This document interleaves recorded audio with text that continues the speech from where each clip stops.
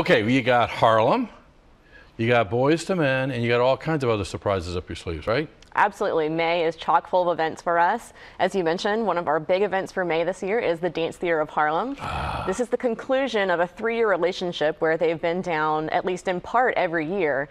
And they'll be concluding this 3-year residency with a world premiere piece. And that'll be in Chrysler Hall on May 14 and 15. Okay, now you're the educator, so describe what kind of dance they do. Well, it is classical ballet, but the reason that this company is so important is because they are the first African-American classical ballet company, and they've been in existence for over 4 years. So they're a very important historical company. But I reacted that way because the art that they put into it is just, it's classical, but for those that may think it's Romeo and Juliet, is it?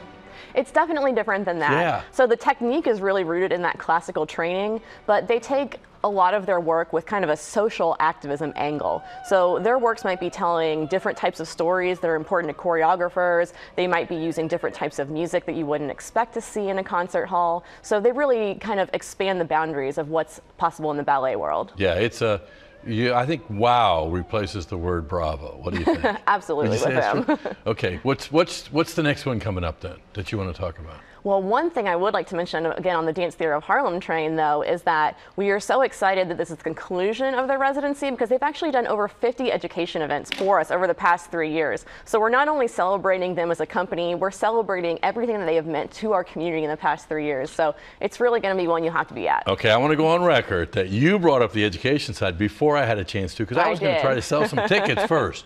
You got some great shows coming up, and when I think of the Arts Festival, I think of entertainment, the arts, but it really, thanks to your leadership and the leadership of the board for the Arts Festival, you've taken it into the community, into the schools, and really used it as an opportunity to open some eyes, right? Absolutely, Bob. We exist for the community. We're not here just to be for ticket buyers or for people that like a certain type of art form. We serve the community. So every year we do over 100 education events and serve generally about 35,000 children per year. Wow. And we also try to do events that are free and open to the community. We started our Beyond the Concert Hall initiative in 2012 to bring the arts into different sectors of the community where we might not have presented before. So one thing we have coming up in May is our Addicts Community Day. And for one day every year during the festival, we take over the vacant lot that's on the intersection of Church Street and Virginia Beach Boulevard across from the Addicts Theater, and we just throw a party. We believe that the arts should be in all sectors of our community. That's awesome. And what kind of response do you get from the young guys? Oh, it's fantastic.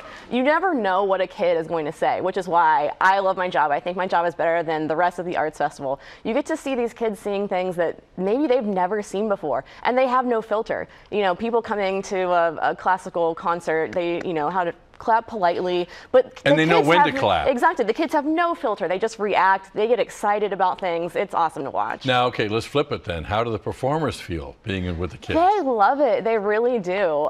We just wrapped up the Tattoo, which is an annual event we have every year, and the performers always say that the student matinees are their favorite because the kids are going wild. It's really encouraging for the performers to have such great feedback. That's awesome. Now, you also, we just came off of the Tattoo, and I understand it's like one of the biggest tattoos, not just with just the cast, but with the audiences too.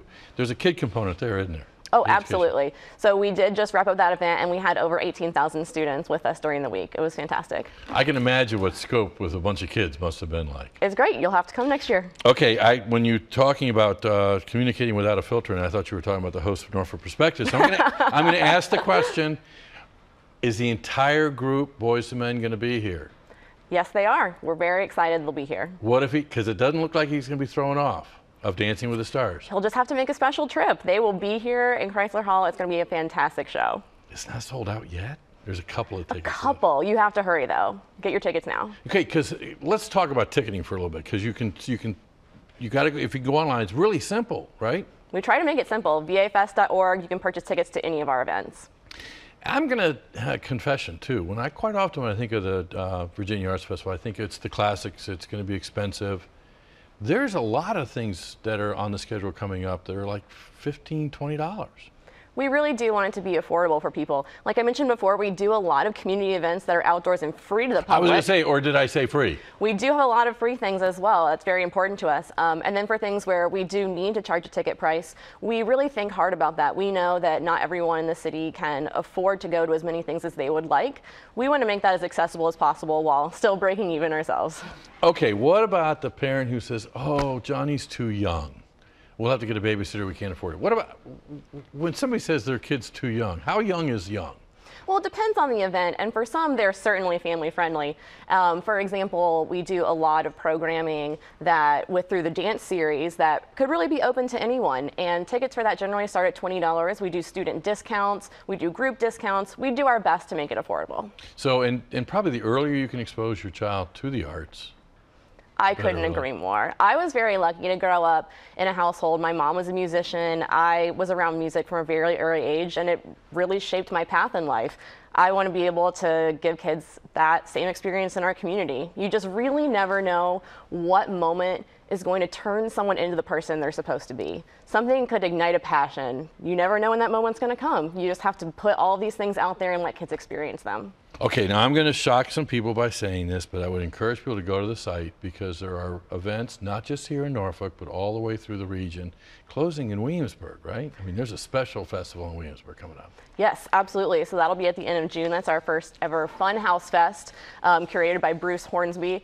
Like I said, we try to do something for everyone, and this year we have certainly expanded the boundaries. We've got all sorts of different genres, all sorts of cities. Wherever you are in Hampton Roads and whatever you like to see or listen to, I guarantee you we will have something for you. Okay, well, Christine, thanks a lot for bringing it alive and guaranteeing that he won't get bumped off of Dancing with the Stars, but he will be in town. He will be here. Okay. We guarantee it. Boys to Men. Thanks a lot. Thank you. Hey, when we come back, the prom of the year is going to be right here in Norfolk at the Marriott.